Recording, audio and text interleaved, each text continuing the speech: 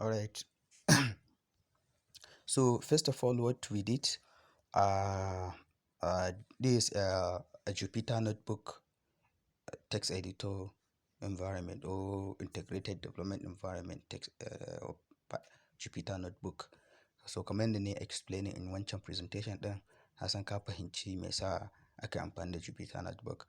So first and foremost, what we did here is we import the required libraries that will enable us to carry out the analysis or the analysis. So first of all, we import pandas. Shi pandas din nan is a data frame. It's a data frame library. It's a library that allows us to manipulate and interact with data. Say we have skline. Skline in it means scikit-learn, and this scikit-learn is a machine learning library.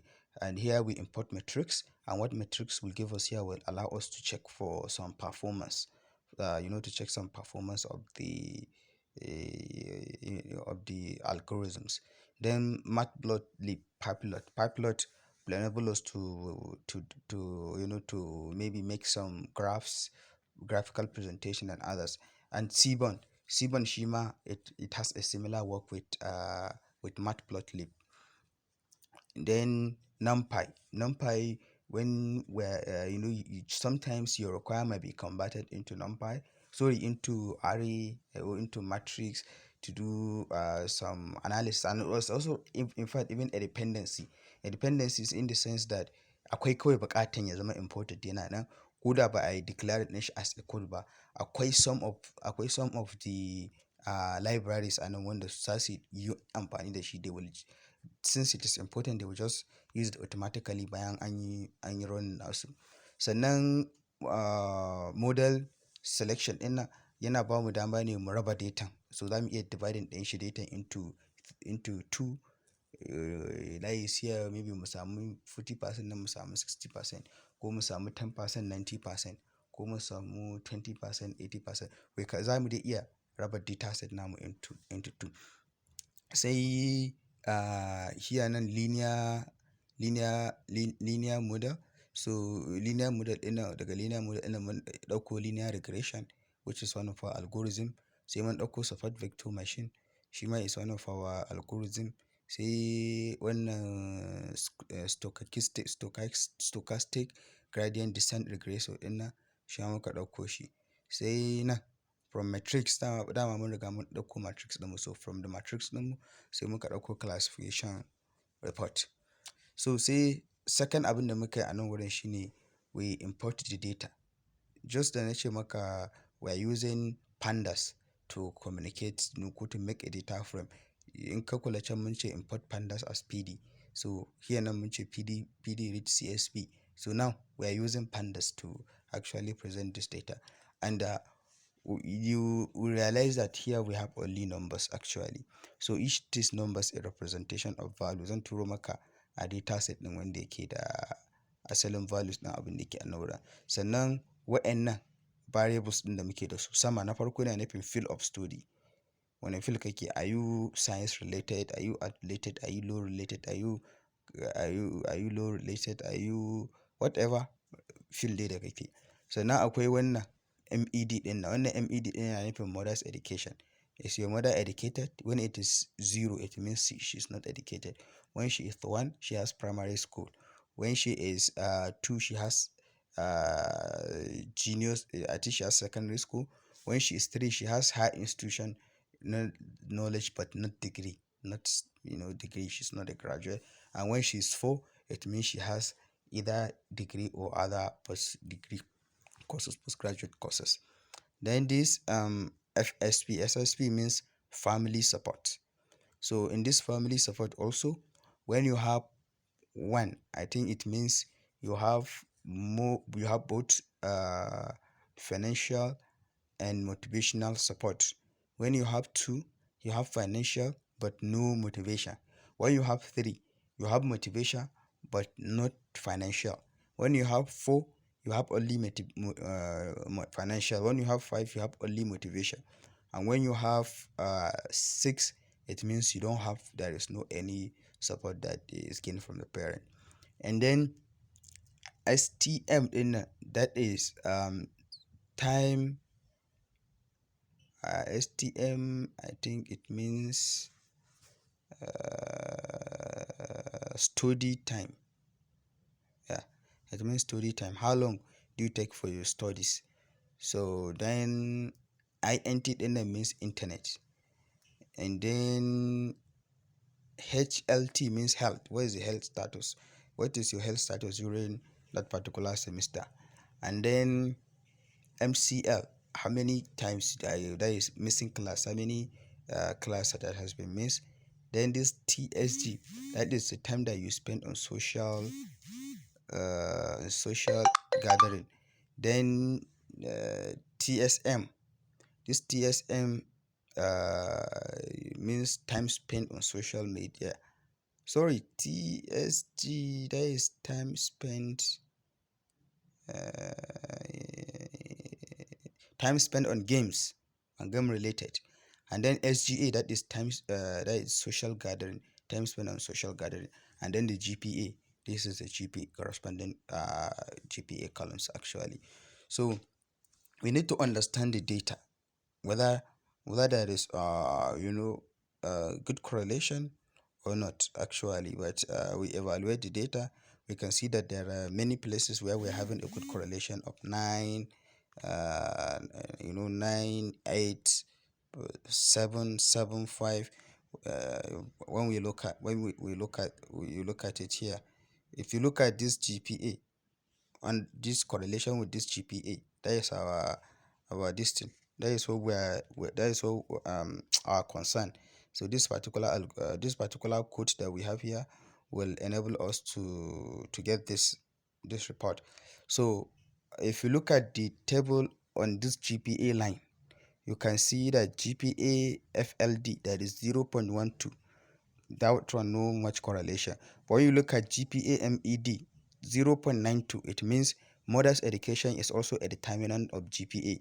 If mother is educated, she can influence her child performance. Also family support also will also affect performance. Health also, then study time 0.93, in fact is the most important, is the most important factor in fact in this particular thing. When you study a lot, your performance is expected to be higher. Then we have internet use. One uses internet for assignment, and it's also that one. And then health also affected, but not very much.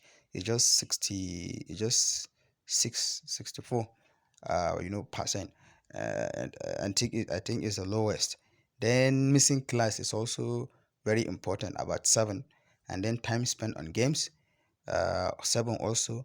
Time spent on social media, the effect is not that very much, just like health. And then social gathering also didn't affect it very much. So this is what we look at. After having that, all of them has a positive correlation with GPA, we now go ahead to declare our variables. So we separate our variables into two. One we name it X, and the other one we name it Y. So all the other predicators we name it X as dependent variables, while the Y, while the Y, which is the GPA, we name it as, we declare it as independent variable. So here what we did here again, we now divide the data into two. That is 80% we use it as a training data set, while 20% we use it as a testing data set. So we split it. We have so here you can see that it is 4. That is 80% for the training. One, that is X train, mean 80% of the data as a training data, that is for dependent variables. Then again Y train, then X test, that is the 20% of the dependent variable for testing. Then Y train, that is 80% of the Y, that is of the GPA for the training, while the Y test, that is 20% still for the GPA data for testing. So that is what we did here. Then the next thing that we did is to call on the algorithms that we want to use. So our linear regression, we name it regressor. Our SVR, we name it SV machine. Gradient, we name it gradient.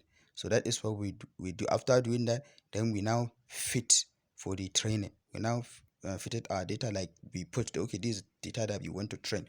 So we put our X trend, Y trend, which is the 80% that we already declare, put. So we assign the training on all the three algorithms. So after training finished, we calculate the scores, and from the score, then we now use the testing data to look at the performance. Look at the score performance of all the algorithm, and from here is support vector machine that has about 99%. So from there now, we need to also evaluate more performance, and that we use errors. Errors can actually give you look at you look at the, well, I say polarity, like the extent of the error, and you can look at it here. Even here, you can see that the mean square error for SB machine is very down. You look at it, the regression error is just 0.1. And sorry, when you look at the support vector machine,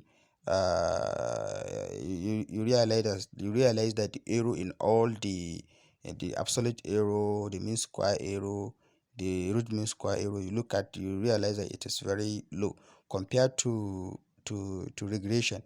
If you look at mean absolute error, regression has 0.24, and then SD regressor has 0.25, but SB machine has for 0.09, which is, even if it will be approximated, it will be 0.01. You see, pretty much it has a lower error. Then looking at the mean squared error also, you look at it, that regression has 0.1, SD regressor also has 0.1, but the SB machine has 0.009, which was almost 100 times differences in terms of the error. And then we still look at the root mean square error. Still, it has more performance. The error is very low in the SB machine. So having that, we now try to compare. Okay, this is the actual number, this is actual point, this is actual CGPA that a student have with a particular characteristic. That is the characteristics that has been studied. The field, the why, the field, the study time, the games, and everything. So this is the CGPA that one person have. So we now use the same parameters, the same everything, to run on all the three algorithms and check and evaluate the performance. And with that, this is what we have actually. So if you look at the actual column, that is a column that has the actual GPA that the student has. While in this other three, this is the prediction of the three different algorithms. So if you look at it, it's still in the support vector prediction, because it has about 99% accuracy. You can see that it has a close, is the one that is closely, correlate, has closely, very close with the actual number. You will see that the differences is very small. Well, at the linear and stochastic gradient descent, they also have a good performance, but it's actually not as good as that of support vector machine. So that is exactly what we have done.